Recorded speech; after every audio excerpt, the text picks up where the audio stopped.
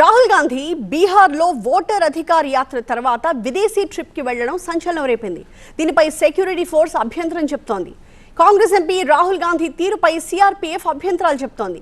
రాహుల్తో పాటు AICC chief Mallikarjuna ఖర్గేకి కూడా ఒక లేఖ రాశారు. సెక్యూరిటీ ప్రోటోకాల్ని పాటించట్లేదు అంటూ సిఆర్పీఎఫ్ ఆరోపిస్తోంది. Z+ASL కేటగిరీ భద్రతలో రాహుల్ గాంధీ ఉన్నారు. విదేశీ పర్యటనలకు యెల్లో బుక్ ప్రోటోకాల్ పాటించట్లేదు అని సిఆర్పీఎఫ్ అంటోంది. 15 రోజులు ముందే సెక్యూరిటీ ఏజెన్సీకి సమాచారం ఇవ్వాలి అంటున్నారు సిఆర్పీఎఫ్ అధికారులు. 9 నెలల్లో 6 సార్లు సెక్యూరిటీ నిబంధనల ఉల్లంఘన జరిగింది అని సిఆర్పీఎఫ్ అంటోంది. అయితే ఎప్పుడెప్పుడు 2024 డిసెంబర్ 30 నుంచి 2025 జనవరి 9 వరకు ఇటలీ పర్యటనకి వెళ్లారు ఆయన. అలాగే ఈ ఏడాది మార్చి 12 నుంచి 17 వరకు వియత్నాంకి వెళ్లారు. ఏప్రిల్ 17, 23 మధ్య దుబాయ్కి వెళ్లారు. అలాగే జూన్ 11 నుంచి 18 వరకు ఖతార్లో పర్యటించారు రాహుల్.